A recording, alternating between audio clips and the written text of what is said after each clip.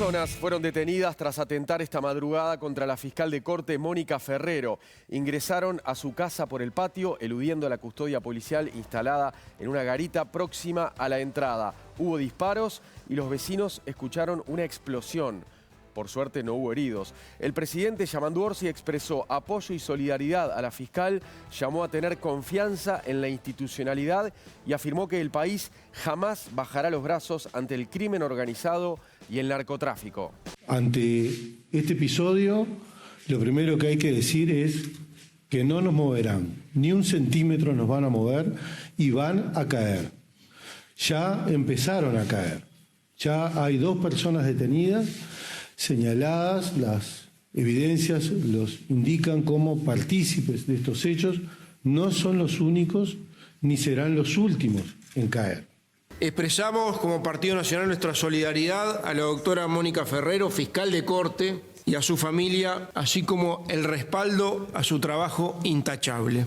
Y como Partido Nacional exigimos que el gobierno, con el presidente de la República a la cabeza y con el ministro del Interior, despliega al máximo sus capacidades para investigar y sancionar a los responsables de este atentado. Que este episodio marca un cambio cualitativo en la lucha contra el crimen organizado, que nos impone el deber de extremar la disposición de todos los recursos del Estado democrático desafiado.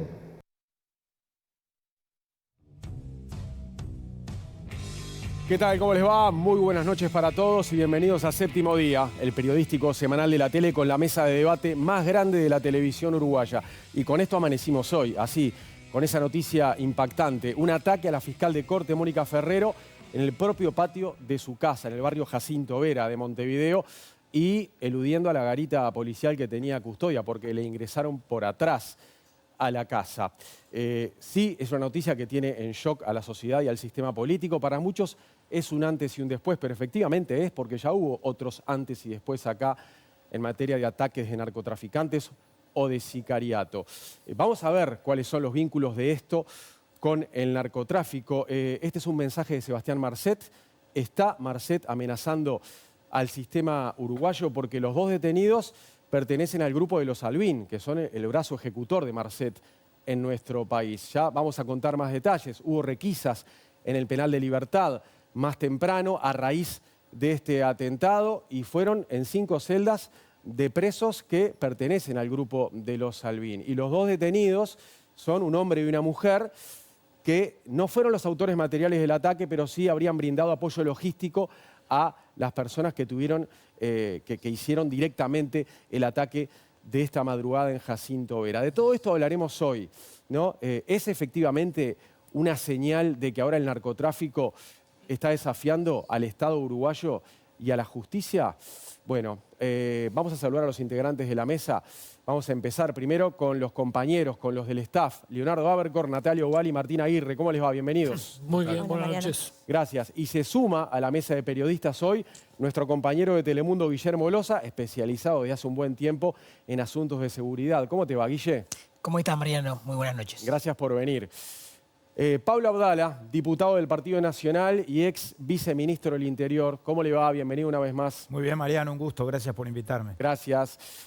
Pasamos ahora al oficialismo. ¿Por qué? Porque vino Agustín Mazzini, que es diputado del Frente Amplio e integrante de la Comisión de Seguridad y Convivencia. Bienvenido, Agustín. Bueno, muchas gracias, Mariano. Buenas noches. Gracias por acompañarnos. William Rosa, presidente de la Asociación de Magistrados Fiscales, fiscal de flagrancia. Bienvenido, William. ¿Cómo andás?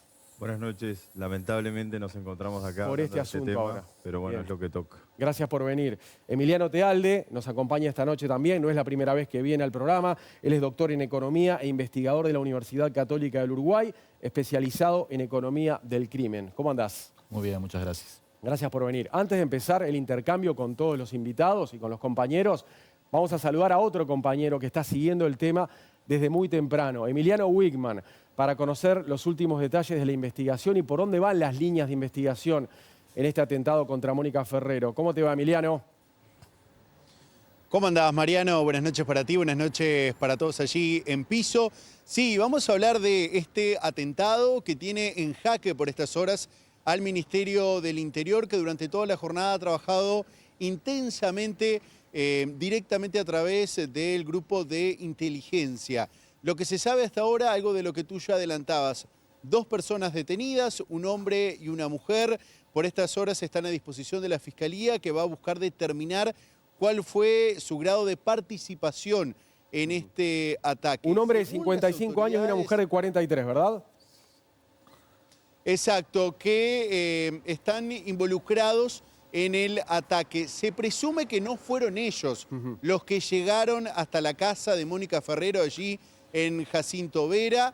Caminaron o treparon 2 manzanas, según la información que maneja el Ministerio del Interior, es decir, a 2 cuadras de distancia estacionaron y hicieron todo el recorrido por los techos. Obviamente hay un trabajo de inteligencia previo bastante importante. La policía presume que estos son 2 integrantes de una organización criminal mucho más grande que está detrás de este atentado, al tiempo que también el Ministerio del Interior entiende que no buscaban lastimar o herir a la fiscal Mónica Ferrero, sino que la buscaban amedrentar a través de estos 2 disparos a la casa, y esta explosión se trataría de una granada de uso militar. Todavía está trabajando el Departamento de Explosivos del Ejército Nacional, Emiliano, para determinar con exactitud que sea una granada. Sí, decime. ¿esa granada sería similar o idéntica a la que explotaron hace 5 años en la Brigada de Narcóticos ahí? Bueno, según lo que entiende la policía a esta hora de la noche, sí. Y eso hace o marca de cierta manera las líneas de investigación. Hoy, en parte de esa conferencia de prensa que hablaba el ministro Negro, que compartíamos al inicio del séptimo día, el ministro hacía un raconto de los distintos atentados donde se supone que detrás hay bandas criminales. A esta hora, si bien no se maneja de forma oficial, por así decirlo, no han salido las autoridades a decirlo explícitamente, sí sabemos con altas fuentes del Ministerio del Interior que presumen que detrás de este ataque están los Albín, un grupo criminal que seguramente Guille Loza les va a poder dar mucho detalle en algunos minutos, que responde al narcotraficante Sebastián Marcet. Tengan en cuenta ustedes que hace un mes aproximadamente la policía incautó unas 2 toneladas de droga que estaban prontas para salir de Punta nuestro Espinillo, país. ¿verdad? Y bueno, en Punta Espinillo, allí estuvimos con Telemundo, y ahora presumen, bueno, que de cierta manera esto tiene relación. Además, hoy hubo distintos trabajos realizados en el penal de Libertad, que justamente en la celda donde están uno de los integrantes de los Albín, bueno, el cabecilla, allí se incautaron unos 3 o 4 celulares. La Fiscalía lo que quiere saber es si desde allí se hay algún tipo de orden, si hay algún tipo de indicio que los permita relacionar a este ataque contra la fiscal Mónica Ferrero. Obviamente que esto es el principio de una investigación que va a llevar varios días, que tiene trabajando al Departamento de Inteligencia, con toda la cúpula del Ministerio del Interior, y que seguramente van a tener que dar explicaciones mañana al presidente de la República, Yamandu Orsi, cuando se reúnan en la Torre Ejecutiva. Bien, Emiliano, claro, porque Orsi ya convocó para mañana a la ministra de Defensa, al ministro del Interior y a la propia fiscal Mónica Ferrero. Un abrazo, mañana la seguimos en Telemundo. Emiliano, gracias. Un placer, hasta luego, buenas noches. Vamos a empezar la ronda con los invitados y a ver las primeras impresiones. Por ejemplo, a ver, William Rosa, presidente de la Asociación de Magistrados Fiscales. ¿Cómo te cae todo esto? Bueno, esto ha generado a nivel interno en todos los integrantes del colectivo de fiscales una consternación terrible por el suceso, porque haya ocurrido esto con esta magnitud respecto de la fiscal general como jerarca, pero sobre todo porque ocurre con la fiscal general y según los trascendidos de prensa, sobre todo porque no tenemos información, porque no se debe tener información sobre la causa que se está investigando, porque es reservada, pero en los trascendidos de prensa y lo que se hablaba recientemente, puede tener vinculación con su trabajo como fiscal de drogas y de drogas de amplio espectro, ahí está, podríamos decir. Todo apunta a eso. Recordemos que hoy Mónica Ferrero es fiscal de corte y sigue siendo fiscal de estupefacientes. Por más que la investigación de este caso, obviamente, no está a cargo de ella, está a cargo de Angelita Romano, que es la otra fiscal de estupefacientes, ¿verdad? Entonces, esa consternación es mayor porque se trata de una fiscal que es especializada en esta materia y que ya ha vivido a lo largo de su historia como fiscal algunos episodios que en su momento se sospechaba o no, se indiciaba que podrían tener vinculación con su trabajo, pero creemos ahora que la vinculación es bastante elocuente y directa y eso nos ha dejado perplejos. No solo a nosotros, sino también a la comunidad internacional. Nosotros esto lo pusimos en conocimiento de la Federación Latinoamericana de Fiscales. Hay un comunicado enfático de la Federación Latinoamericana de Fiscales en este sentido y también de la Asociación Iberoamericana de Ministerios Públicos, que reúne a todos los ministerios de Iberoamérica, en el cual la doctora Ferrero la integraba como fiscal general de Uruguay, que ha sido enfático también en su comunicado, porque es una situación absolutamente consternante y que nos debe llamar a la reflexión de acción, ¿no? A pasar a las respuestas y a mostrar un marco de debilidad institucional en el que se dan estas situaciones, porque no cuenta el Estado con la seguridad en quienes llevan adelante la persecución penal, en quienes están al frente de una institución como la Fiscalía General de la Nación, y eso es algo que tiene que cambiar inmediatamente. Y hoy hablaste con ella, con Ferrero, ¿cómo está? Bueno, la fiscal, no solo hablamos nosotros de la comisión directiva, también los colegas desde la Federación Latinoamericana de Fiscales hablaron ampliamente con ella y está la consternación de la colega y obviamente se toca un punto neurálgico y central que es el domicilio, el sagrado inviolable que consagra la Constitución, que nada más ni nada menos que a la jerarca del organismo encargado de la persecución penal le pasa esto. Pone en relieve una situación de indefensión para el resto del colectivo. Entonces, aprovecho esta oportunidad para solidarizarme nuevamente con la doctora Ferrero, como se lo transmití, y ponerme a su disposición, porque la situación que le ha tocado vivir es absolutamente espantosa y merece el absoluto repudio y solidaridad. Guillermo Loza, este ataque además se da justo contra una fiscal muy reservada. Recordemos que hasta hace poco tiempo los únicos que conocían la cara de Mónica Ferrero eran los que trabajaban con ella, nosotros los periodistas por algún trato directo, pero la opinión pública no le conocía el rostro a la reconocida fiscal Mónica Ferrero. Recién ahora empezaron a aparecer fotos últimamente, ¿cierto? Exactamente, estamos hablando de una fiscal que ha sido la fiscal de todos los grandes casos de narcotráfico. La fiscalía que ella tenía a su cargo, que era la Fiscalía de Estupefacientes de primer turno, específicamente se dedicaba a casos de tráfico internacional de drogas. Y esto es muy importante porque la fiscal ya había sido amenazada en otras oportunidades. En 2020, antes de que atentaran contra la Brigada Antidrogas, prácticamente en forma simultánea a la fiscal Ferrero le llegó un mensaje amenazante a su teléfono en el que decían que si seguía teniendo procedimientos contra la organización de ellos, que se autodenominaban PCU, hoy algunos creen que se trata del primer cártel uruguayo, que supuestamente lidera Sebastián Marcet, iban a atentar contra ella. Y casi inmediatamente atentaron contra la Dirección de Represión del Tráfico. Exactamente. Ahí en el Prado, ahí va.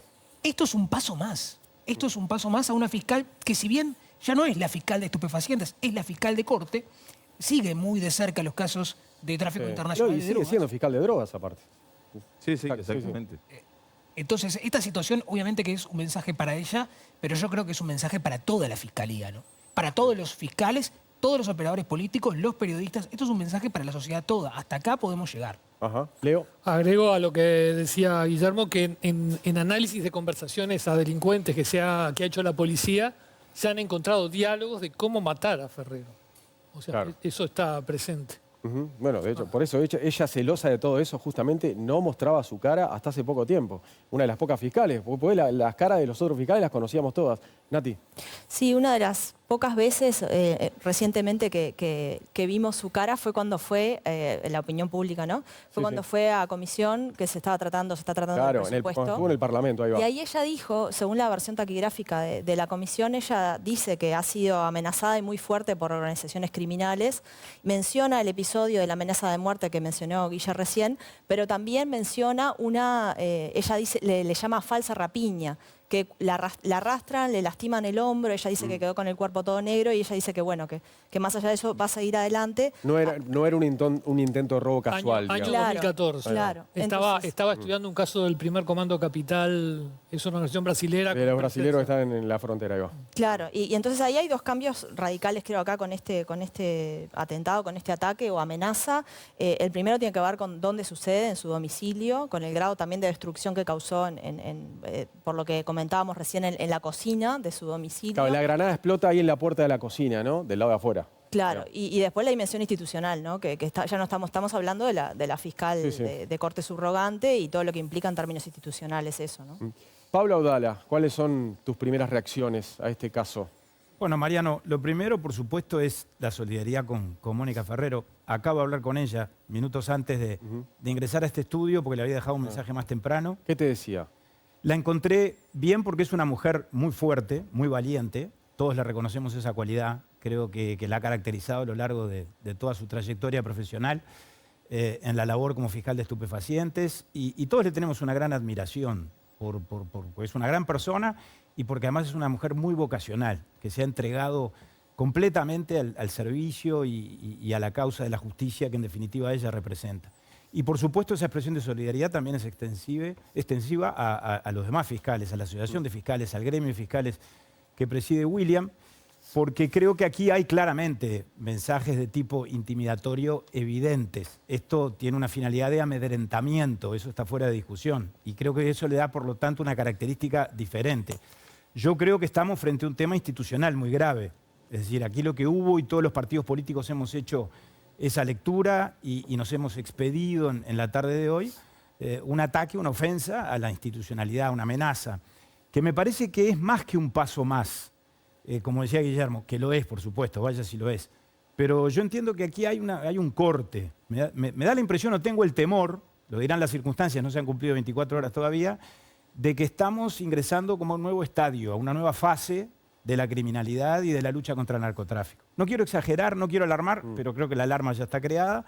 Ahora lo pondría en esos términos. Y por lo tanto eso creo que nos obliga a todos a actuar con sentido de unidad nacional y con sentido institucional, que es lo que viene ocurriendo. Y desde la oposición es la actitud que hemos asumido y creo que no hay otra actitud posible en todo esto. Y me parece que está en el ADN de los uruguayos. Por suerte, los uruguayos y el Uruguay tienen una institucionalidad fuerte.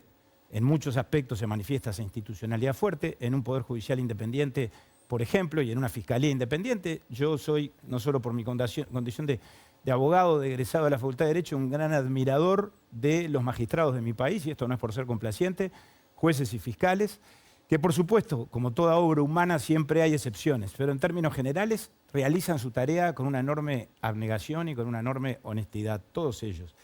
Creo que el sistema político, más allá de sus imperfecciones, bueno, tiene estas cosas, la que creo que en algún sentido se expresó en el día de hoy.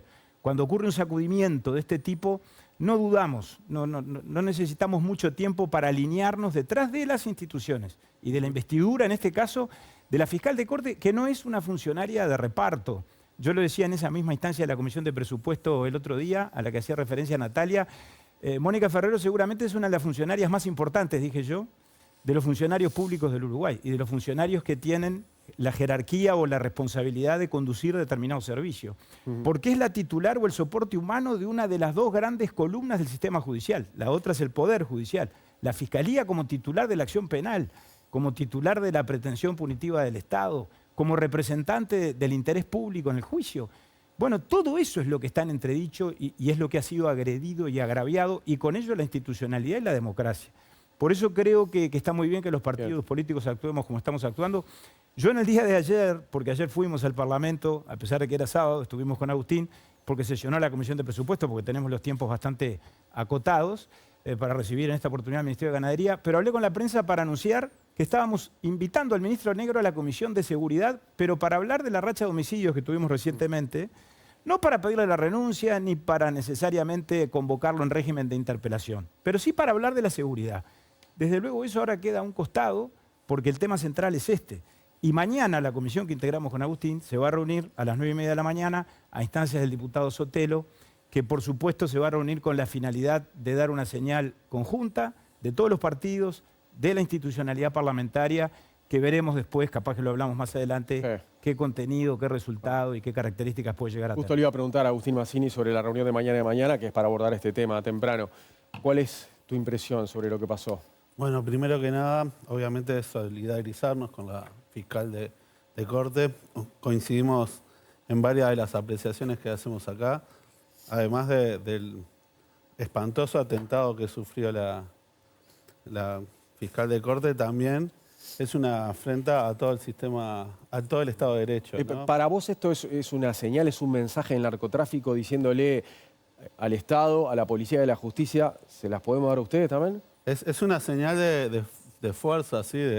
Del crimen organizado para demostrarle a esas instituciones que vos decís, pero también a la sociedad civil, de acá estamos y podemos llegar hasta esta situación. Por eso creo que saludo la actitud que han tenido todos los líderes políticos de este país, porque más allá de las diferencias que podamos tener entre nosotros, hay un montón de cosas que nos hacen estar en común y por eso estamos participando del sistema político de Uruguay y entendemos que esas cosas que nos unen son mucho más fuertes que las que nos separan y mucho más enfrente al ataque de la barbarie, como lo puede ser este atentado criminal que cometió seguramente el crimen organizado en este país. Obviamente todavía estamos hablando de presunciones, pero como se dice acá, hay muchos indicios de que viene por ese lado, porque además, ¿qué organización tiene la logística y la capacidad de hacerlo? Es como una hipótesis bastante clara.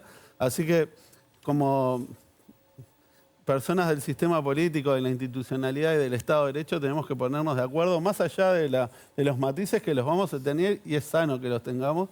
Frente a la barbarie nos tenemos que unir todos para rechazarlo, pero también para poder actuar en consecuencias, y por suerte el sistema político está empezando a encontrar acuerdos en algunos temas de seguridad, porque equivocarnos, ya quedó demostrado que nos equivocamos todos, y ahora tenemos que ponernos todos hombro con hombro para combatir este flagelo. Martín Aguirre, ¿cuál es la primera lectura que haces de lo que pasó? Bueno, a ver, hay varias lecturas, pero a mí, para decir algo diferente, digamos, que lo que se está repitiendo, hay una cosa que me resulta un poco disonante, que es, durante toda la campaña y en los últimos meses hemos escuchado hablar, poco menos que estábamos al borde de un narcoestado, ¿no? El tema seguridad ha estado muy arriba de la mesa. Yo creo que hasta a veces es un poco exagerado, pero bueno, ha sido un tema central. Y por otro lado uno percibe ciertas cosas que como que se siguen manejando de una manera un poco artesanal en Uruguay, ¿no? Me parece que una persona que está en el cargo de Ferrero, que ya ha tenido antecedentes, ¿tiene la seguridad adecuada? ¿Es tan fácil entrarle por atrás y hacer este tipo de acción? Los jerarcas públicos, los fiscales, ¿tienen la seguridad que merecen o que requieren en el estado en el que estamos actualmente con la seguridad, donde tenemos organizaciones que, si bien no están en un nivel sofisticado como en otros países, tienen la capacidad de hacer daño? Vemos las tasas de homicidios, vemos la cantidad de gente para la cual el homicidio, el quitar la vida, ya no es un dilema central. Todos los días estamos viendo las cifras y los datos. Y me pregunto si realmente tenemos la cobertura que la situación merece. Lo mismo que en las cárceles, ¿no? Estamos hablando del penal de libertad, que se supone que es donde están retenidos los cabecillas narcos más peligrosos del país. Y hay una persona que tiene 3 o 4 celulares. ¿Qué tan rigurosa es la seguridad? Cada vez que hay una requisa de estas, incautan celulares. Siempre hay celulares en la vuelta ahí, ¿no? Entonces me parece que hay como una disonancia entre lo que es muchas veces el discurso en cuanto al avance del narcotráfico, a los peligros en materia de lavado y en otros temas que tenemos, y por otro lado, un cierto tono medio a la uruguaya, medio artesanal, me da la impresión en algunas medidas que me parece que ya no podemos darnos el lujo. Emiliano Tealde, ¿qué mirada tenés sobre el tema y sobre el hecho de hoy? Bueno, creo que para decir tal vez otra mirada a lo que ya han dicho en esta mesa, creo que esto hace parte de la mayor presión que tiene Uruguay como país, que en el comercio internacional de drogas es un gran intermediario. La producción mundial de cocaína hace más de 10 años está creciendo, impulsada por la producción de cocaína en Colombia. Esto es todo parte, una consecuencia de un incentivo perverso del acuerdo de paz que hizo en su momento el presidente Santos con la FARC, que derivó en un aumento exponencial de la producción mundial de cocaína. Eso está por un lado, y por el otro lado una demanda del mundo que es cada vez creciente. Uruguay, en ese gran juego del mercado ilícito de drogas, es simplemente un intermediario, y lo que estamos viendo es cada vez una presión mayor sobre nuestro país y sobre las fuerzas de seguridad de nuestro país. más allá del estado en el que estamos, nada hace pensar que esa presión va a disminuir en los próximos años, sino por el contrario, porque la producción sigue creciendo y el consumo sigue creciendo. Entonces, para Uruguay creo que lo que cabe preguntarse es, más allá de las medidas de persecución penal que puede tener para cuando suceden este tipo de eventos, es qué cambios legales puede pensar para quitar a Uruguay de ser este foco de distribución internacional de drogas. El ministro del Interior, Carlos Negro, más temprano en esa conferencia en la que dijo no nos moverán y ya están cayendo porque hay 2 detenidos, también mencionó, Guillermo, algunos puntos de contacto entre este ataque a Ferrero y los anteriores, ¿no? El del año 2020 contra la Brigada Antidrogas del Prado y el del año pasado contra Luis Mendoza. ¿Cuáles son los patrones comunes de esos ataques o de esas amenazas? Bueno, justamente toda la investigación apunta a un nombre en particular, un nombre que en el último tiempo se ha repetido mucho, que es Luis Fernando Fernández Salvín. La investigación, justamente por el último atentado, el que mencionabas, el del Instituto Nacional de Rehabilitación, que recordemos, 2 personas que pasan en una moto disparan contra una unidad del Ministerio del Interior, como es el INR, sí, y dejan una carta... Perdón, y disparan justo contra la oficina de Mendoza, aparte, ¿no? Y disparan justamente en esa dirección, dejan una carta dirigida a Mendoza, y por ese hecho hay una persona condenada. La persona que fue condenada es Luis Fernando Fernández Salvín, un nombre que se ha repetido por los problemas que se han dado en Cerro Norte en particular. Tuvimos allí una seguidilla de homicidios muy importante, entre ellas... Ahí están los Salvín y los Suárez. Ahí están los Salvín, los Suárez y están los Colorados. Recordemos que en el marco de ese enfrentamiento un niño de 1 año murió, fue asesinado. Yo hablé con la madre de ese niño y dijo que esa muerte, la de su hijo y la de ella que logró sobrevivir, había sido ordenada desde la cárcel. No quiso decir de quién hablaba, pero estaba hablando de Fernández Salvín. Todo apunta a que estaba hablando de Fernández Salvín. Fernández Salvín en ese momento estaba preso.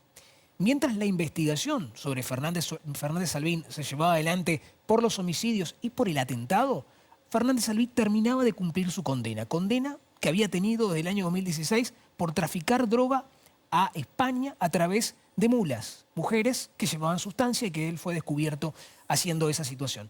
Cuando él sale en libertad se va a vivir a un barrio privado, el barrio Colinas de Carrasco. Allí se instala, allí lo allanan, así ya esa misma casa se allanó cuando se incautaron las 2 toneladas de cocaína recientemente y ese lugar ha sido de interés para la policía. ¿Cómo un narcotraficante que está preso desde el año 2016, que tuvo un origen muy humilde, que comenzó a delinquir a los 10 años porque su historial criminal tiene delitos cargados del año 97, cómo esa persona sale de la cárcel, se va a vivir a un barrio privado, ahora está preso, tiene 3 celulares, acá lo que hay es muchísimo dinero, poder de corrupción, porque los celulares muchas veces ingresan por corrupción. O sea, una de las celdas requisada hoy en el penal de libertad es esa, es la de él. Es esa. Y de hecho, su casa fue allanada cuando se incautaron las 2 toneladas de cocaína. Por eso también la policía apunta allí y por eso el ministro del Interior se refirió a esa situación. Porque evidentemente este es un sospechoso obvio, teniendo en cuenta el antecedente reciente en el INR. Vamos a ver qué pasa con esa investigación que está llevando adelante la policía. Hay puntos de contacto también con los detenidos y esa organización, así que todos los caminos conducen a Roma.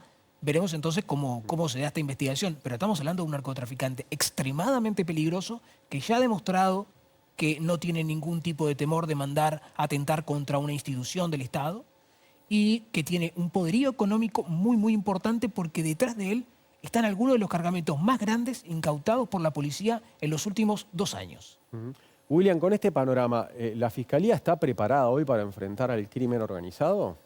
Nosotros lo venimos sosteniendo hasta el hartazgo, ¿no? Creo que soy una persona que ha aburrido a la teleaudiencia, a los radioescuchas, a los que leen diario en este sentido, diciendo una y otra vez este mensaje de que hay un estado de debilidad claro en la Fiscalía respecto de esta situación, pero hoy lo central es la seguridad. Es la seguridad en el sentido del mensaje que se da con un atentado así, con una consecuencia así, al resto de los fiscales. Nosotros no queremos que... Y traducido al caso de hoy, ¿qué tendría que haber ocurrido en la casa de Ferrero?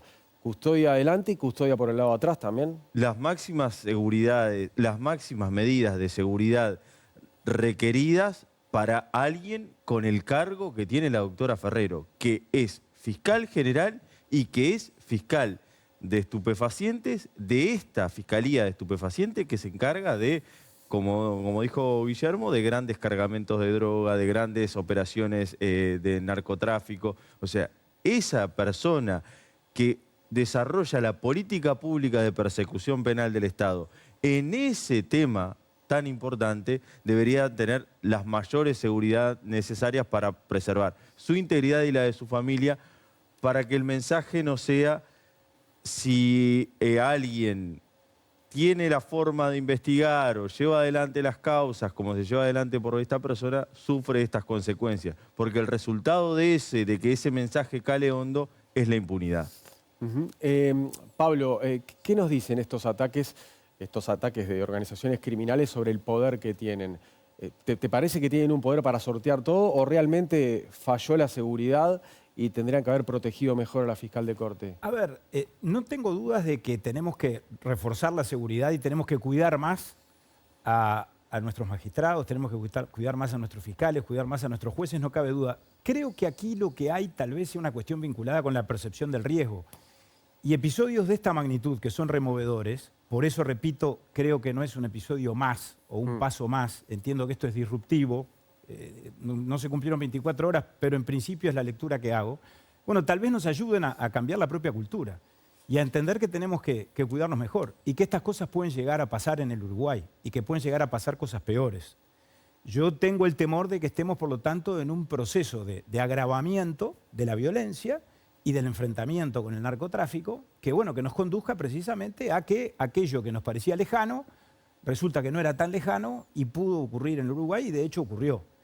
Así que en ese sentido, con las declaraciones del ministro Negro hoy yo tengo algunos matices en cuanto a la valoración de determinadas cosas. ¿Qué cosas? Y repito, no quiero marcar diferencias políticas, no es momento de marcar diferencias políticas. Por ejemplo, con relación a esto, más allá de la vinculación que eventualmente de la investigación judicial pueda resultar con el episodio del año 2020 o con el episodio más reciente del ataque a la oficina del INR, no estamos hablando de episodios de la misma magnitud.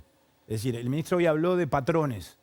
Bueno, si por patrón entendemos, en todo caso, la vinculación de, repito, elementos que conduzcan a que se trata de los mismos actores o el mismo grupo delictivo, el clan de los Fernández Albín, es una cosa.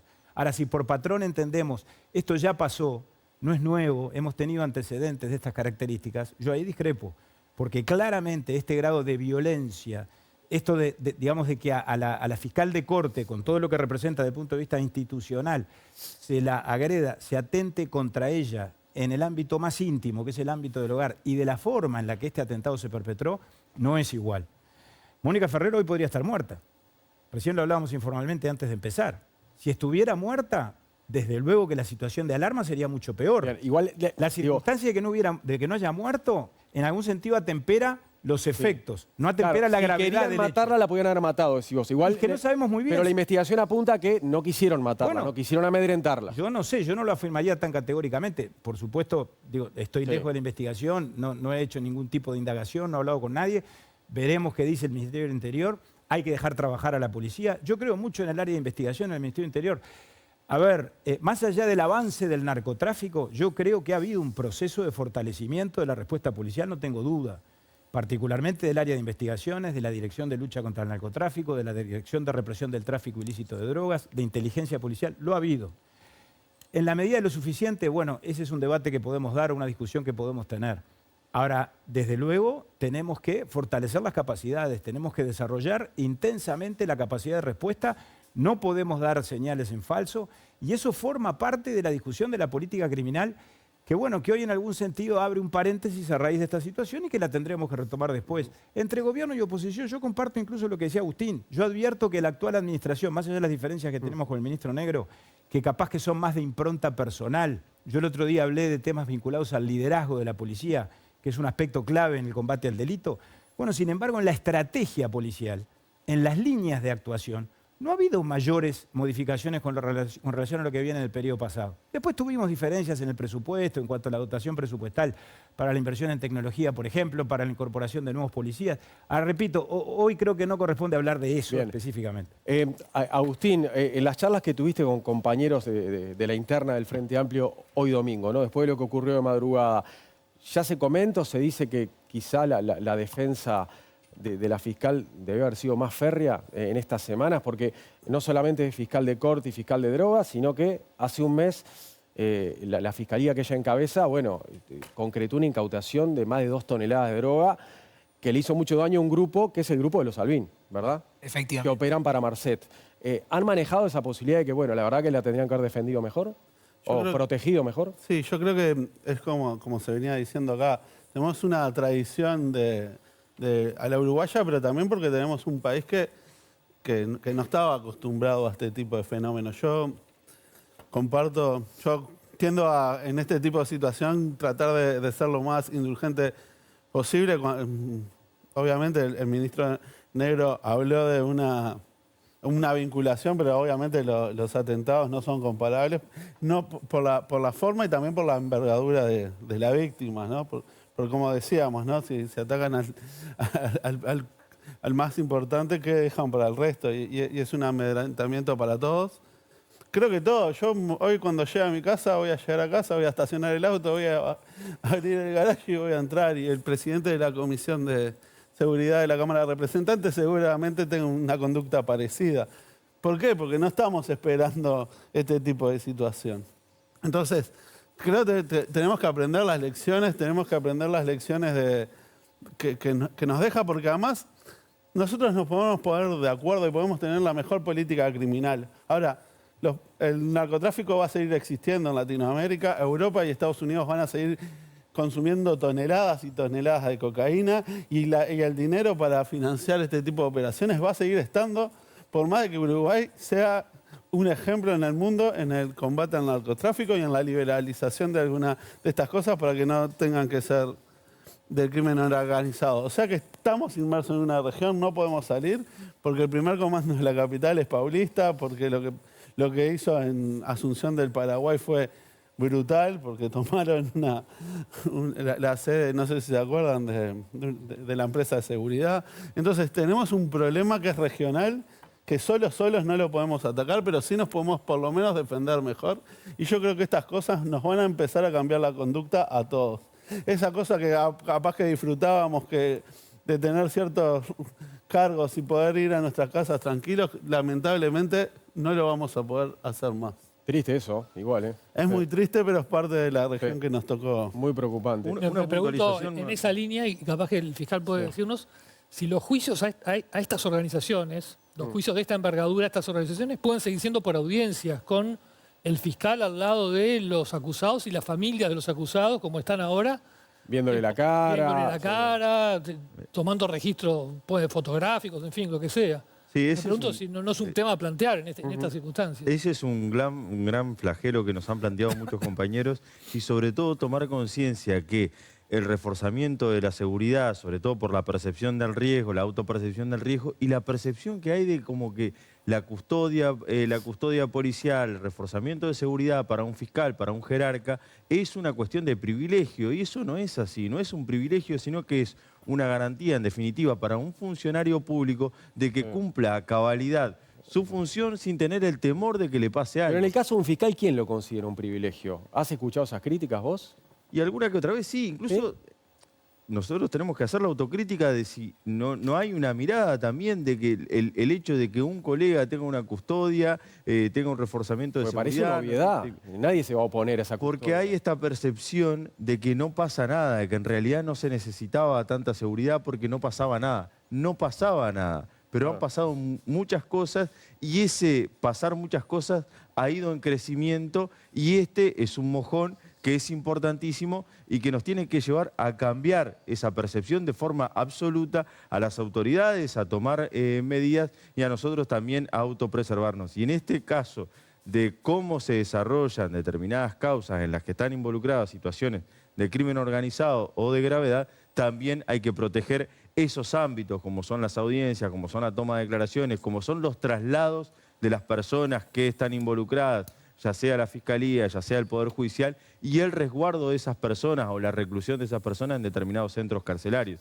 Creo que son todas estas cosas que tienen que formar parte de una política pública de seguridad que tiene que tomar en cuenta estos elementos que no son los mismos que estaban presentes hace 20 años, hace 30 años, que este país cambió y que esta nueva realidad requiere nuevas medidas. Natalia, estabas pidiendo la palabra. Sí, un poco para comentar lo que decía Agustín y ahora en relación a lo que decía William, en realidad hace muchos años ya que este país cambió, ¿no? Ahora vivimos, esto coincido en que es un salto como cualitativo en términos de lo que representa el atentado de esta madrugada, pero en realidad hace muchos años que se están matando nuestros jóvenes y están matando a nuestros jóvenes, niños, mencionaba Guillermo recién, están muriendo como perros las personas más jóvenes de nuestra sociedad y bueno, capaz que no se nos mueve tantos pelos como cuando pasan estas cosas de gente más reconocida y eso también es lamentable, ¿no? Que no tomemos digamos, conciencia de la dimensión de lo que está pasando. Uruguay tiene tasas de homicidios altísimas desde hace mucho tiempo, el sistema político viene discutiendo este tema hace mucho tiempo también y en realidad voy a poner una nota pesimista, pero está bien todas las medidas de seguridad y de protección sin duda que hay que tomar para preservar a los actores del sistema judicial. Pero en realidad vemos casos de otros países donde esas medidas existen y sin embargo el narcotráfico se sale con la suya, termina matando a estas personas. Jopean medidas de seguridad. Claro, tienen medidas, impresionantes tienen mucho poder económico, como se decía recién, mucha capacidad logística y cada vez más y van creciendo en sus negocios. Entonces, acá hay una cuestión de debilidad del Estado que claramente yo creo que hoy el ministro Negro y también el presidente Yamandu Orsi trataron de apuntar a, bueno, dar confianza en las instituciones. Negro dijo, bueno, no nos van a mover, no van a mover el accionar ni un centímetro de la justicia, de la fiscalía, pero bueno, todos sabemos que no sabemos si están así, digamos, ¿no? Y además, si uno mira las medidas que hay arriba de la mesa para el combate a esto, no hay tampoco mucha medida novedosa o efectiva en otros países del mundo, más que apostar, bueno, a seguir combatiendo el crimen organizado, la represión, ¿no? La presencia estatal en los territorios y algunas propuestas vinculadas a la regulación del mercado de drogas, pero en realidad no veo mucho más en el horizonte y realmente es una situación muy preocupante. Martín. No, yo estoy de acuerdo con Natalia. A ver, en el tema de fondo de drogas podríamos discutirlo. Yo creo que es un tema que no tiene solución así como vamos, ¿no? Ahora, creo que Uruguay tiene algunas ventajas en el sentido de que no es un país productor, que es un país de tránsito, entonces debería haber una forma de desalentar a que, o por lo menos que sea más fácil ir por otros países que entrar por Uruguay. Sobre todo porque Uruguay tiene un diferencial respecto a otros países de la región, que es justamente la institucionalidad, la cercanía, la escala, y no debería ser tan difícil, hacerles la vida tan difícil como para que haya otros lugares más favorables para hacer su trabajo que acá, ¿no? Pero yo creo que estamos pecando en algunas cosas de esa mentalidad aldeana que nos ataca a muchos en Uruguay, de creer que bueno, que acá no, que acá todo se arregla así un poquito medio caseramente, y hay áreas que no. Y si vemos los datos de criminalidad que vemos todos los días, es obvio que ya hay un sector de la sociedad donde la vida humana no tiene el mismo valor que tenía hace unos años. Entonces, ¿por qué va a ser tan difícil si una persona que está acostumbrada a matar a una, dos, tres personas, por qué no le va a cambiar la vida que sea alguien en Cerro Norte que sea la fiscal? Entonces, todos deberíamos estar un poquito más atentos a eso y tomar medidas, yo creo, más macro para desalentar que Uruguay no termine convirtiéndose en un lugar de paso apetecible para este tipo de organizaciones. Sí, quería primero preguntarle a Emiliano, decinos saber desde tu lugar y desde tu especialidad, ¿cuáles son los riesgos y las consecuencias del aumento del crimen organizado en el desarrollo del país? Bueno, ataca potencialmente nuestro Estado de Derecho, la seguridad ciudadana como la conocemos, va a tener efectos sobre la educación, sobre la economía, sobre nuestro nivel de ¿Sobre la educación también? Sin duda, porque es una manera, acá se va quitando, digamos, para una gran parte de la sociedad ese vínculo entre me educo, me esfuerzo y salgo adelante de esa manera. Tengo la opción del narcotráfico, que es una salida aparentemente más rápida y más fácil para una parte de nuestra sociedad, de nuestros jóvenes, empieza a ser ese tipo de salida. Tenemos una serie de peligros en ese sentido. ¿Cómo hacemos para evitar esto? Bueno, creo que por un lado podríamos pensar en mecanismos de legalización y regulación de los mercados de drogas más amplios de los que tenemos. Más de lo que tenemos hoy, ¿no? Bastante Está regulado el mercado de la marihuana. De la marihuana y bastante parcialmente, con una intervención, presencia estatal bastante significativa, claro. Podría ser algo más de una lógica de mercado. Otro punto que Uruguay podría trabajar mucho más de lo que trabaja es un mayor control del lavado de activos, que eso es algo, digo, perseguir el dinero, digamos, como un mecanismo de seguridad para combatir el narcotráfico. Y creo que hay una tercera medida que Uruguay debería trabajar, que es una redefinición. Creo que hay cierto consenso, pero no terminamos de avanzar en ese sentido, que es una redefinición de las políticas carcelarias, todo lo que es el Instituto Nacional de Rehabilitación, que tiene una gran debilidad, que creo que hay cierto consenso en que sea parte del Ministerio del Interior da una serie de problemas. Y bueno, tener una nueva definición en ese sentido creo que sería muy importante. O sea, una secretaría antilavado más activa de lo que tenemos hoy sería fundamental y más escuchada también. Fundamental, digamos, ¿no? Y un sistema, más atendida, ahí va. Sí, un sistema carcelario no solo que no tenga los niveles de sobrepoblación que tiene hoy, sino tiene diversos temas de gestión, digamos, que tendría que solucionar, que es un tema bastante urgente para el Uruguay. Pablo, ¿qué querías aportar? Yo creo que el índice de asuntos probablemente sea ese. En lo que me es personal, creo que el camino de la legalización de otras sustancias es un camino no exento de riesgos, de peligros muy, muy evidentes, me parece a mí. Creo que además tenemos el ejemplo de la legalización de la marihuana, que a mi juicio no ha sido una medida exitosa. Podríamos discutirlo, es un debate aparte, pero me parece que como antecedente no alienta a recorrer ese mismo camino nosotros en solitario. Los aspectos vinculados con golpear al narcotráfico en cuanto al tema económico, a las finanzas, el lavado de activos, totalmente de acuerdo, hay que ir por ahí. En el periodo pasado aprobamos, por ejemplo, la figura del decomiso ampliado, la posibilidad de que el Estado se quede con todos los bienes del narcotráfico cuando un narcotraficante cae, en función de que si no puede acreditar que esos bienes fueron incorporados a su patrimonio lícitamente, pues entonces, ante la duda, el Estado los decomisa. La ley de lavado de activos, sin duda, el combate al lavado de activos es esencial y el país viene transitando y dando pasos en ese sentido. Esta administración, en una de las primeras medidas de gobierno que adoptó, fue aprobar la estrategia y el plan de acción contra el lavado de activos que dejó pronta la administración anterior. Ahora remitió un proyecto de modificación de la ley de lavado de activos que tiene niveles de consenso importantes y que seguramente avancemos en esa dirección. Después, dos titulares. Por supuesto que está el plano que yo decía antes, el plano policial de combate al narcotráfico, que ahí yo creo que el país está construyendo capacidades y la policía está más profesionalizada. Ahora, hay una dimensión que aquí no hemos mencionado, que es la dimensión social. En este programa la convocatoria inicial tenía que ver con la pobreza infantil. Sí, eso tuvimos que cambiar sobre la marcha hoy. No, por supuesto, pero quiero decir, tiene un punto de conexión directo con este tema que estamos analizando. En todos los países, y lo digo por la experiencia que yo recogí en el Ministerio del Interior, que me tocó participar de distintos eventos organizados o por el Banco Mundial, o por el BID, o por el Consenso de Brasilia, o por el Sistema Interamericano. El gran desafío que tienen los países es competir con el narcotráfico en cuanto al reclutamiento de recursos humanos. Si a la gente no les das oportunidades, si a los que salen de la cárcel no les das elementos para poder sostenerse, bueno, pues entonces van a ser víctimas y obreros del narcotráfico en forma inexorable. Así que ahí hay un desafío perentorio. El BID, te doy este dato, está empezando a financiar proyectos para los países que vayan precisamente en línea con mejorar la respuesta social. Y ya les adelantamos que el próximo domingo, en Séptimo Día, el tema central será pobreza infantil, que iba a ser hoy el tema, pero lo cambiamos en el transcurso de la jornada. Leo. En el año 2018 entrevisté para El Observador al comisario Sergio Guarteche, hermano de Julio Guarteche, que ya había fallecido, y que fue un comisario que se tuvo este tema un gran persona que advirtió sobre que se nos venía este problema. Sí. Sergio Guarteche recordaba que con su hermano habían ido al Parlamento a advertirle a los políticos que esto se venía en el año 2008. Sí, la vio venir hace rato. La vio venir hace rato. ¿Cuáles eran los problemas que marcaba, sobre los que había que actuar urgente? Las cárceles, tratar de que las cárceles no fueran un instrumento de propagación del delito. Justamente lo que decía Abdal ahora, los barrios donde cientos o miles de adolescentes veían al narcotráfico como la puerta de salida porque no veían otro futuro mejor, ya lo advertía en aquel momento, pedía medidas concretas para eso. También le pedía a los políticos que se hicieran un test de no consumo de drogas para que quedara blindado el Parlamento de no tener posibilidad de estar... como un control antidopaje, algo pero así, en el Parlamento. Se reían de él. También pedía allanamientos nocturnos.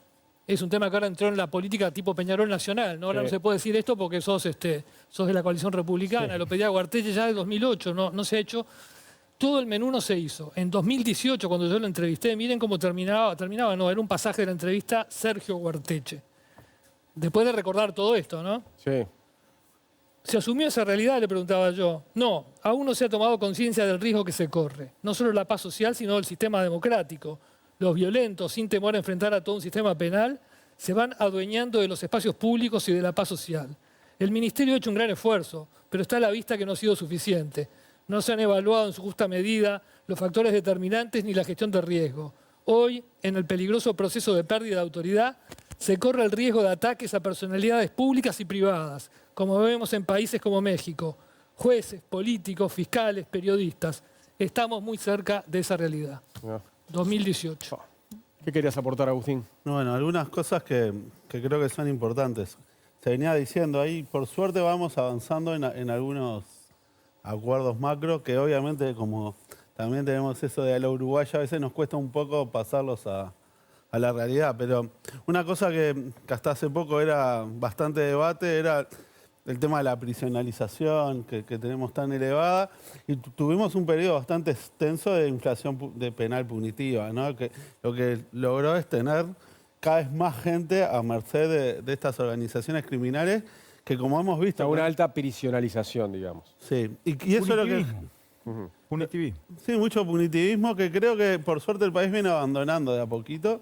Pero eso es lo que es un cargo... Sí, el fiscal me mira con cara y tiene un poco de razón, que muy de a poquito. No se abandonó tanto, decís, William. Lo que sí pasa es que, como vimos, todos estos grandes cabecillas de estas organizaciones son reclutados en la cárcel porque es el modelo que a partir de la masacre de Carandiru impuso el primer comando de la capital, ¿no? De tener un reclutamiento en la cárcel, mezcla de distintos tipos de delincuentes, que muchos terminan siendo reclutas de estas organizaciones criminales, el tema de la competencia con la educación, el Estado abandonando esos lugares. Tenemos grandes avances, hemos ido muy de a poco, pero creo que llegamos al momento donde tenemos que empezar a decir, bueno, nos ponemos de acuerdo en estas cosas, vamos a tener que darle para adelante porque creo que tenemos poco tiempo, y no tenemos poco tiempo de los políticos, ni el Partido Nacional, ni el Frente Amplio, ni el Partido del Colorado, porque la gente se empieza a fastidiar y a cansar de que el sistema político no dé las soluciones, y ahí vemos alternativas mucho peores, donde el Estado de Derecho no existe, con totalitarismo que la verdad que creo que no nos gusta a ninguno de los que estamos en el sistema político, y yo creo que es un riesgo no solo para la seguridad, sino para toda la institución democrática, porque la gente se empieza a fastidiar de no poder llegar a la casa tranquilo, de que le maten a un vecino, de que ni siquiera la fiscal de corte pueda dormir tranquila en su casa. Bueno, esas cosas son las que tenemos ya urgencias para resolver, más allá de las diferencias y más allá de echarnos la culpa entre nosotros. Y lo otro que quería decir es que tenemos una componente nacional del problema, pero también una componente transnacional del problema. Si solo atacamos una, vamos a tener el otro problema. Y si solo atacamos a lo nacional, vamos a tener problemas en lo transnacional. Y si solo atacamos lo transnacional, vamos a tener los problemas que ya teníamos a nivel doméstico. Así que tienen varias niveles de dimensiones, y alguno otro que aporte va a traer más dimensiones porque es un tema con mucha complejidad. Guillermo, estabas pidiendo la palabra hace un rato. Sí, justamente para hablar un poco de lo que pasa en los barrios, ¿no? Hay que tener en cuenta que en este caso estamos hablando en particular de una banda vinculada a lo que ocurrió al caso de Mónica Ferrero, este atentado que sufrió. Una banda de la que hemos estado hablando cuando se dieron todos los enfrentamientos en Cerro Norte, que fue en determinado momento incluso coincidente con la campaña electoral. En Cerro Norte, mientras el enfrentamiento de bandas se llevaba adelante y tenía su punto más alto, no había cartelería política. En esa zona del cerro no había cartelería política. En todos los demás alrededores, en cada columna, había un cartel. Ahí no había un solo cartel. La escuela cambió la puerta de entrada porque los enfrentamientos a tiros se daban en la puerta. Un adolescente de 13 años que fue imputado por matar a un niño de 1 año, y se presume en una cosa que fue ordenada por el clan Albín, cuando fue detenido, nos contactó la madre a nosotros, y ella quería que nosotros estuviéramos en el momento en que se iba a entregar a la policía. Ese chiquilín pidió al padrastro que antes que la policía se lo lleve detenido por un homicidio de un niño de 1 año, le fuera a comprar un chocolate. Se compró el chocolate, se comió el chocolate antes de ser detenido. Estamos hablando de delincuentes que son extremadamente jóvenes, que son captados por estos grupos criminales en barrios donde parece que el Estado no llega, porque uno ve que en esos lugares hay reglas completamente distintas, donde las personas cercan sus casas y a veces las calles, primero existen las casas y después las calles, entonces hasta desde un punto de vista urbanístico es difícil para la policía acceder y se termina generando esto que estamos viendo, ¿no? Grupos criminales que le ofrecen a estos muchachos muy jóvenes posibilidades de crecer económicamente, les ofrecen armas de altísimo poder de fuego, la oportunidad de ellos mismos llevar adelante las venganzas contra los grupos rivales que quizás dañaron a sus familiares, y entonces se crea una suerte de control estatal de esos barrios, paraestatal, por parte de grupos criminales que expulsan a vecinos de sus casas y que las alquilan. Todo eso forma parte de lo que es, si se quiere, lo que está detrás de lo que pasó con Mónica Ferrero. Esa es la otra parte que no se soluciona, ni con más patrullaje, que ahí hay una cuestión social de fondo, profunda. Guillermo, la guerra entre bandas en el Cerro Norte continúa. O sea, capaz que no está en su punto más álgido, pero hace menos de una semana hubo la semana pasada un baleado en Santa Cruz de la Sierra y Santín Carlos Rossi, que es el comienzo de Cerro Norte. Ese día nos avisaron a nosotros, hablaba con una fuente policial que me decía, acordate, vas a ver que va a haber problemas en Cerro Norte en las próximas horas. Al otro día mataron a un muchacho. En esa esquina, ahí va. En ese lugar. Martín. Sí, yo a veces lo que me preocupa un poco es que cuando pasan estas cosas es como que viene esa especie de catarsis colectiva que no termina llegando a resultados concretos, ¿no? Por ejemplo, la discusión sobre la desprisionalización. Me parece que es una discusión un poco estéril, porque el problema, a ver, si alguien comete un delito y amerita cárcel, es que vaya a prisión. ¿El problema cuál es? El problema es que nosotros no podemos tener cárceles como las que tenemos.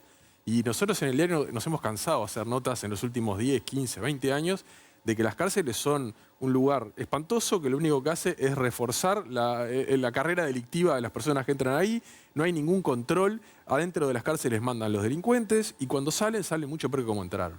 Y sin embargo la sociedad, y esto hay que hacerlo claro, la sociedad no lo quiere ver, no considera que sea prioritario gastar en las cárceles y cada vez que haces una nota de eso te miran como que fueras un bicho raro, ¿no? Y el otro problema es, bueno, dos, educación y vivienda. O sea, cuando planificábamos el programa de pobreza infantil, el problema que tiene Uruguay es que el sistema regular de progreso económico y social no está dando las respuestas, no compite con el sector ilegal. Y eso es cuestión de que es culpa de toda la sociedad, que no estamos poniendo los recursos dentro de los que donde hay que ponerlos. Y lo mismo en la vivienda. ¿Cómo puede ser que en lugares, que tengamos 200 o 250 mil personas viviendo en asentamientos irregulares en Uruguay? ¿Qué tanto dinero puede salir a solucionar eso? Con la cantidad de dinero que se gastan en cosas absolutamente intrascendentes. Entonces, hay veces que yo creo que empezamos a buscar soluciones mágicas de legalizar esto, de sacar gente de la cárcel, cuando en realidad lo que tenemos que hacer son las cosas bien en las 2 o 3 áreas prioritarias y para eso hace falta liderazgo político y no shocks emocionales de corto plazo que después no quedan en nada. Leo.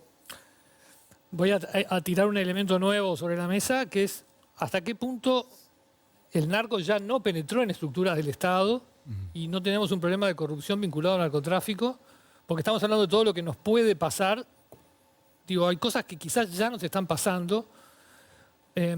Recuerdo una nota muy buena de La Diaria sobre el juicio que tuvo Marcet, acusado de homicidio antes de dejar el Uruguay. Fue un juicio del cual logró zafar porque se perdieron pruebas en forma inexplicable en la fiscalía o en el juzgado, no recuerdo exactamente ahora dónde, pero se perdieron pruebas que le permitieron salir en libertad.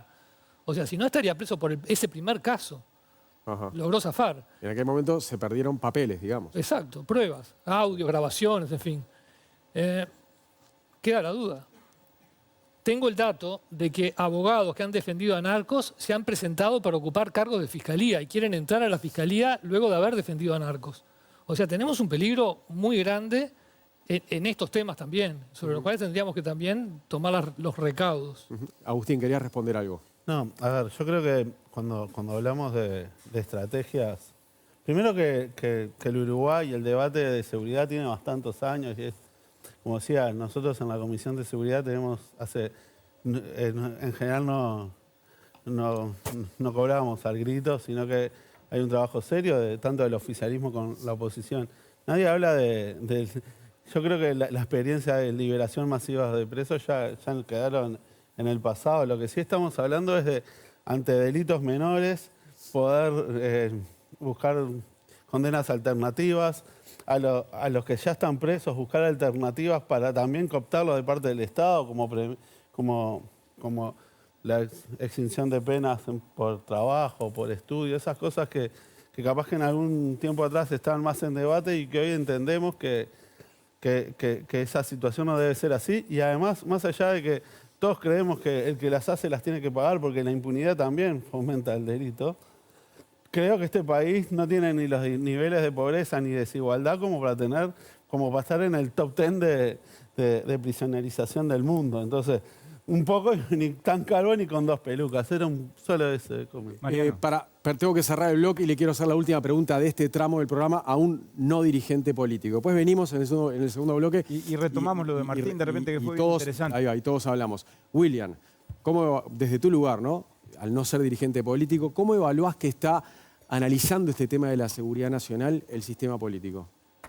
Bueno, siempre la mirada desde la cual se hace, si es en base a datos sólidos, a estadísticas, y no es con fines electoralistas, lo digo con mucho respeto, o efectistas en cuanto a coyuntura, siempre es absolutamente saludable. Y creo que esta mirada que están teniendo tanto Pablo como el diputado del oficialismo, es saludable en el marco de que acá no hay soluciones definitivas, tal como decía Martín, soluciones que sean mágicas, pero sí hay cuestiones alternativas que se tienen que imponer en la corta. O sea, muchas veces este país ha pasado por procesos en donde el punitivismo, o sea, el darle soluciones a problemas de la realidad a través del derecho penal y poniendo a las instituciones del sistema de justicia como garante de esas posibles soluciones, o sea, llevar más gente a la prisión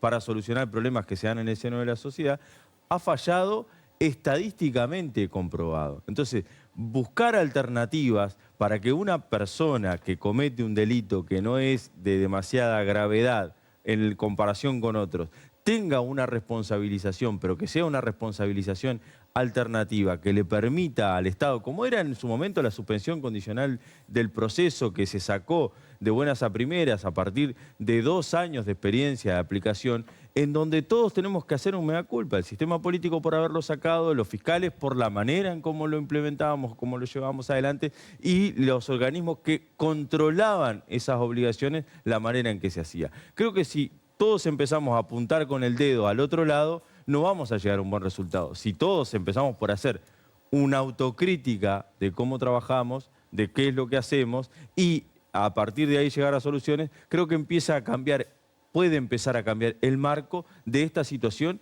que ya es un punto de no retorno. O sea, esto ha crecido, ha tenido una escalada que por todos lados, por todos los poros es preocupante, por todos los puntos que se han señalado aquí son preocupantes, todos los que han manifestado. No nos olvidemos de la opinión pública, ¿no? Bien, les propongo... Es el actor que siempre está ausente en estos debates. Les propongo hacer la pausa y ya venimos entonces con el segmento final de Séptimo Día.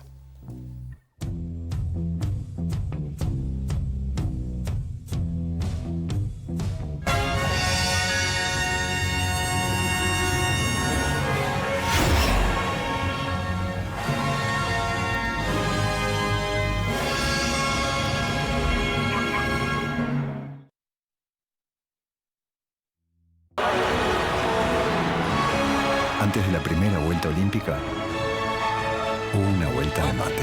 ¡Vamos, Uruguay! Porque somos de acá. Armiño, yerba oficial de la Celeste. Un botón puede servir para muchas cosas, incluso para salvar su vida. Porque los accidentes en el hogar suceden, el botón de Helpline permite hablar y solicitar ayuda dentro y fuera de su hogar. Teleasistencia de Helpline. Seguridad para el adulto mayor, tranquilidad para toda la familia.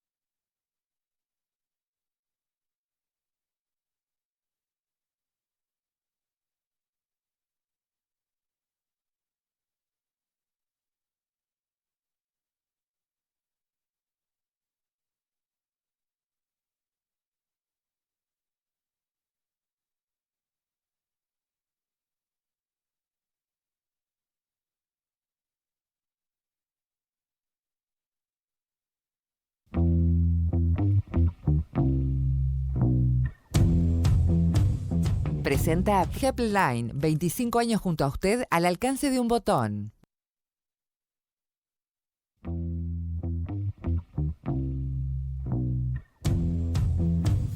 Último bloque de Séptimo Día. Estábamos hablando de lo que ocurrió esta madrugada, ¿no? Con el ataque ese inédito a una fiscal de corte en nuestro país, ese atentado en el patio de la casa de la fiscal Mónica Ferrero. Y hay muchas derivaciones, ¿no? Y también corresponde hablar de seguridad ciudadana y de presupuesto. Trataremos de charlar sobre ese tema en los próximos minutos, pero también sobre el Plan Nacional de Seguridad, las mesas de diálogo. Emiliano Tealde, ¿te parece que en esas mesas de diálogo sobre seguridad nacional, el Plan de Seguridad Nacional, hay chances de que se llegue a una política de Estado entre frente amplistas, colorados, blancos, independientes? Sí, y entre otros organismos y... ¿Lo ves viable? Asociaciones, sí, lo veo viable, creo que es posible y deberán demostrar los distintos partidos políticos si pueden hacerlo o no, y sobre todo la sociedad necesita que lo hagan. Debemos hacerlo, como estamos viendo, los peligros de no hacerlo son cada vez mayores. Entonces, Este tipo de cosas, ¿no? Como las que ocurrieron hoy, ¿te parece que une para empezar para encontrar acuerdos en ese plan? Y esperemos que una, y deben llegar a un acuerdo y a políticas de largo aliento. Bueno, y a nivel de presupuesto, recordemos que quedan los últimos días de discusión del proyecto de ley de presupuesto del Ejecutivo en la Cámara de Diputados y después sube al Senado.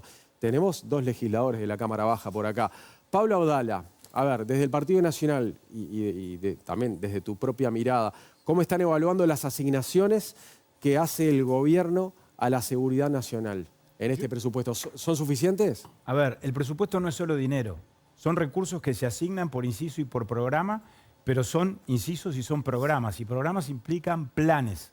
Cuando yo he dicho, y aquí capaz que tenemos una diferencia con Agustín, que el presupuesto es pobre, no lo digo solo en términos del incremento presupuestal, porque mantiene además el nivel de ejecución del periodo anterior, del 2024, como línea de base y le agrega 140 millones de dólares. Ahora, definiciones de política pública, en el tema pobreza infantil, por ejemplo, políticas de infancia, eso en el presupuesto no aparece. Es más dinero para determinadas cosas que se venían haciendo, pero que no dialogan entre ellas y no está claro cuál es el plan para combinar los instrumentos para invertir mejor y para medir inclusive los resultados. Esa es una constatación que yo hago. Y después hay un tema que tiene que ver con las prioridades. Y cuidado, yo no estoy diciendo en el pasado se hacía todo bien y este gobierno ahora en este aspecto está haciendo todo mal. Lo que digo es que no innovó demasiado, no generó una propuesta alternativa, no abrió el presupuesto. En términos de las prioridades, cuando recién decíamos que la seguridad tiene tantas aristas, una de ellas, lo que concierne a la labor policial, al Ministerio de Interior. Hay recursos para el INR, para ver si mejoramos las cárceles, eso está bien, yo lo he reconocido públicamente. No hay mayores recursos para la represión y prevención del delito. Es más, el Ministerio del Interior, fuera del INR, retrocede en cuanto a la participación presupuestal con relación al Producto Bruto. Y en todos los demás aspectos que tienen que ver con la seguridad, ahí es donde yo advierto que tampoco las prioridades están debidamente definidas. No hay presupuesto para la Fiscalía, no hay presupuesto para el Poder Judicial. En materia de educación lo discutimos el otro día. El presupuesto educativo retrocede con relación al producto, también con relación al gobierno anterior. El tema de la pobreza infantil, un tema clave, que es la escolarización temprana, la universalización de la educación en los 3 años. La ANEP fue el otro día, lo presentó, nos hizo una presentación de 5 horas. Ahora, nada de lo que la ANEP presentó se va a cumplir, porque el presupuesto del gobierno, no el de la ANEP, que no es lo mismo, no contiene nada de eso. Entonces, ahí es donde yo veo que tenemos que abrir el presupuesto y en función de este tema que planteamos hoy aquí, ¿qué es prioritario? ¿Eso o más prioritario? ¿Eso o invertir en colonización? Mirá lo que voy a decir con todo lo polémico que eso es. Y no estoy hablando de María Dolores, Estoy hablando de comprar tierras, de erradicar gente en la campaña. Hay que hacerlo, por supuesto. Ahora, ¿no tendríamos que ser más creativos en vez de asignar recursos que eventualmente más urgentemente tenemos que asignar a la educación, a la UTEC, que también retrocede desde el punto de vista presupuestal? Ahí es donde yo veo cosas que me hacen mucho ruido. Agustín, ¿son suficientes las asignaciones para seguridad? A ver, nosotros obviamente estamos en un marco presupuestal bastante restrictivo por la situación fiscal del país, que creo que cualquier ministro de Economía supongo que atendería el problema, porque cuando nosotros gastamos de más, hipotecamos las generaciones futuras y este presupuesto entra con un déficit fiscal que es un 14% del gasto público. O sea, de cada 100 pesos que recauda el Estado gasta 114. Esa es la realidad. Ahora bien, seguramente no alcanza, pero como decía el diputado Dala, hay un fuerte enfoque en la cárcel, pero también se van a aprovechar casi 2.000 vacantes que están en el gobierno anterior. Entonces eso hace un refuerzo importante de la represión del delito, que para nosotros es importante. Como decía en el bloque anterior, yo creo que nosotros nos equivocamos y bastante en seguridad, y creo que eso nos hizo perder en parte unas elecciones, y creo que también el anterior gobierno tuvo errores. Creo que hemos aprendido todos de nuestros errores y nosotros no somos tan laissez-faire ni ellos son tan duros con algunas cosas que traen problemas en comunes. Creo, como se decía, que sí tenemos que llegar a ciertos acuerdos, porque creo que los recursos que hay, si bien no son los que todos deseamos, son suficientes para empezar a hacer las cosas que el país necesita. William, a ver, ¿qué tenés para acotar vos sobre las asignaciones que van para la Fiscalía en el presupuesto? Bueno, claramente hay un déficit presupuestal que es palmario en cuanto a lo que pretende la Fiscalía, lo que pretendía la doctora Ferrero de incremento presupuestal del 30% del presupuesto anual de la Fiscalía y lo que se le termina asignando, que es un incremento del 2%.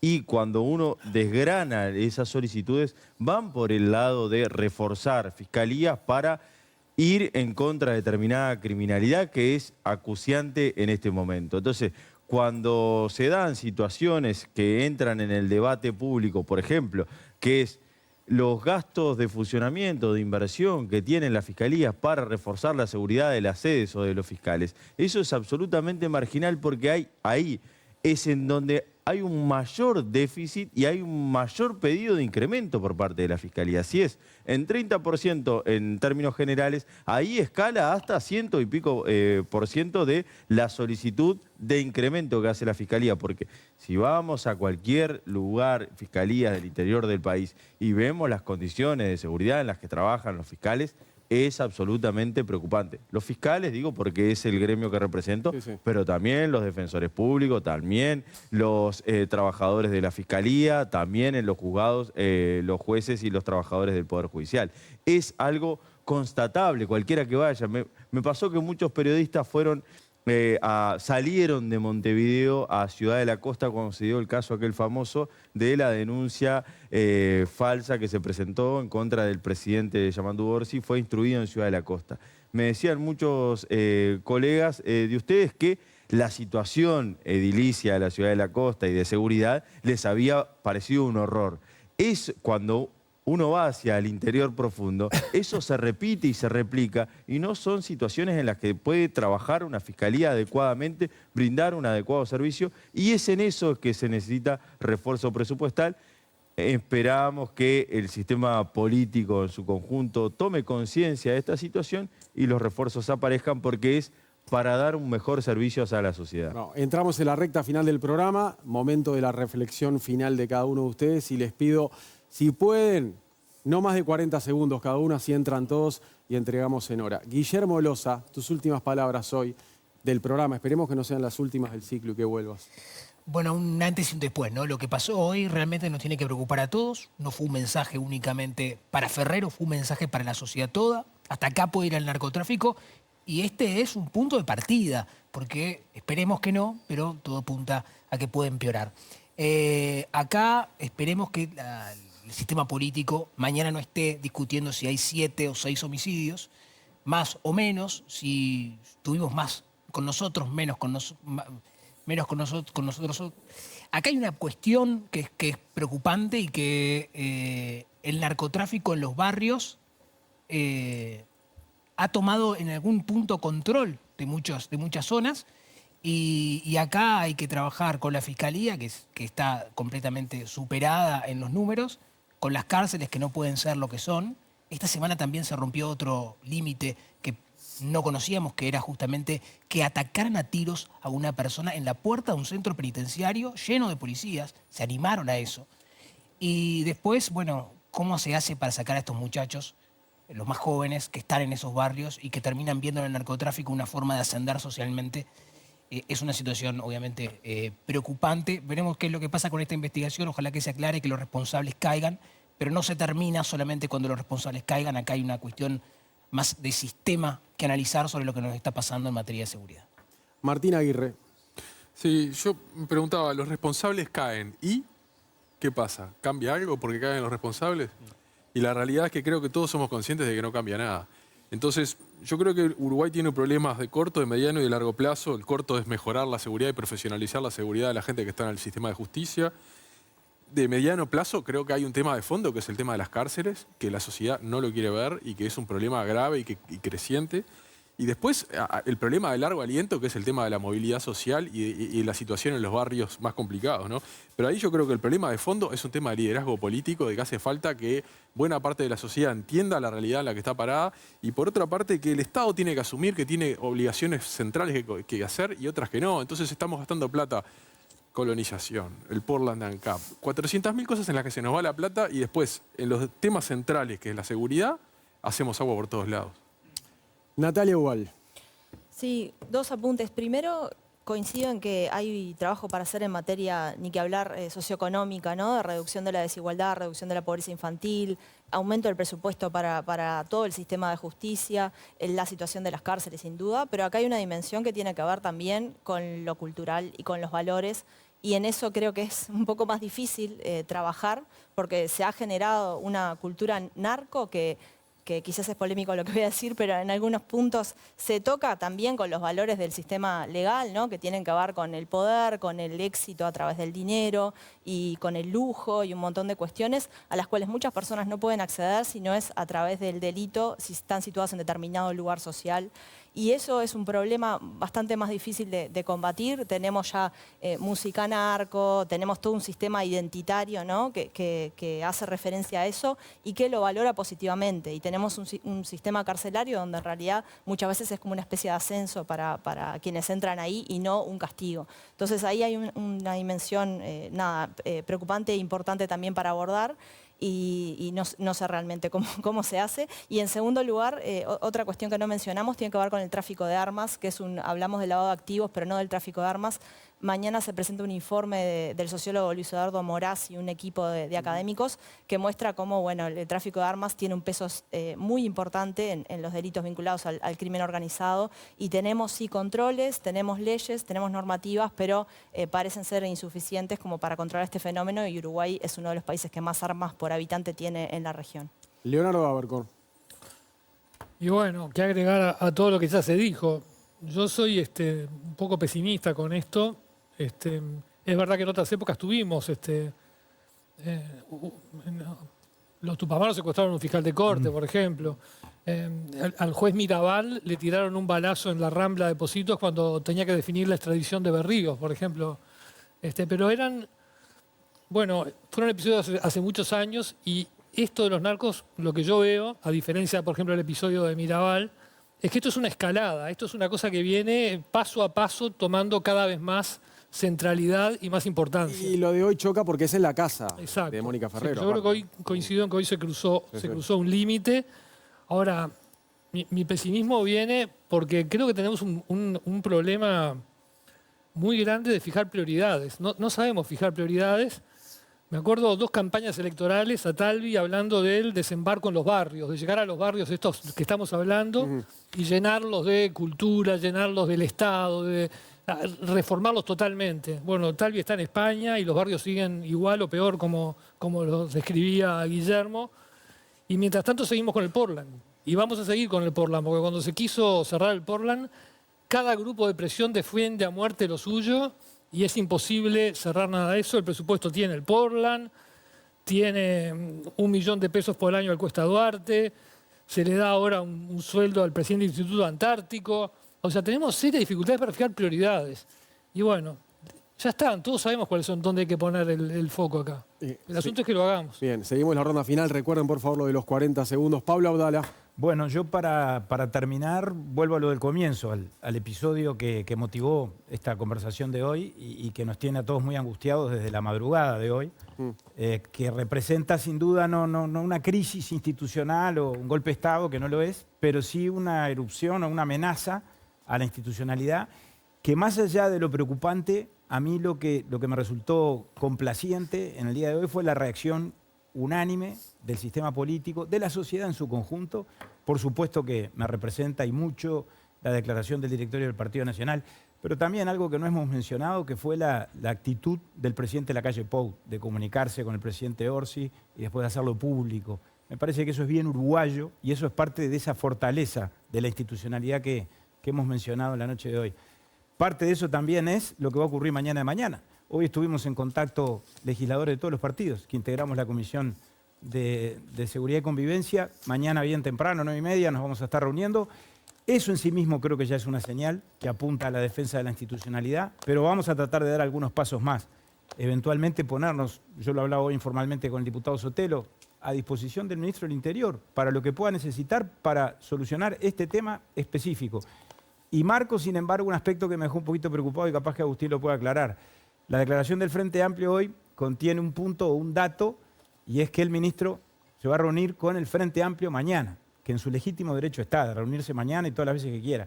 A mí me parece que la coyuntura también indica, y estamos dispuestos a ir a verlo o a recibirlo cuanto antes para respaldarlo, de que esto sea un tema de todos, que se junte con todos los partidos políticos. Entre todos los partidos políticos.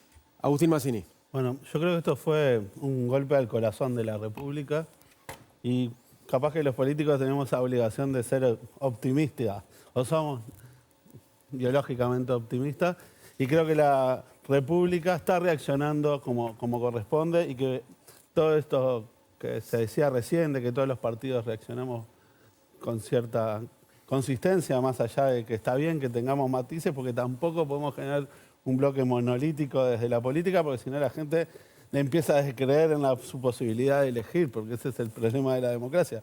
Que tenemos que tener acuerdos, pero también la gente tiene que sentir que está decidiendo cuando vota, pero en algunas cosas se escapan a lo debatible, y cuando se atacan las institucionalidades, están en su núcleo, están en su corazón, tenemos que tener una reacción unánime, y fue lo que pasó. Eso me genera muchas esperanzas, que esto es un primer paso, no porque ya había pasos previos, pero sí es un paso importante para seguir construyendo políticas, no sé si de Estado, pero sí que por lo menos nos engloben a todos en algunas cosas puntuales, e ir empezando a ver cuáles son las prioridades, porque como decía hoy en el debate, este es un problema que atenta también contra la democracia y contra la institucionalidad, porque la gente también está fatigada de que este problema no lo arregle nadie. Bien. Y ese es el mensaje político que queremos dar. Este problema, si nos ponemos todos juntos para adelante, sí hay quien lo arregle, y es la institucionalidad y es la democracia el que lo arregle.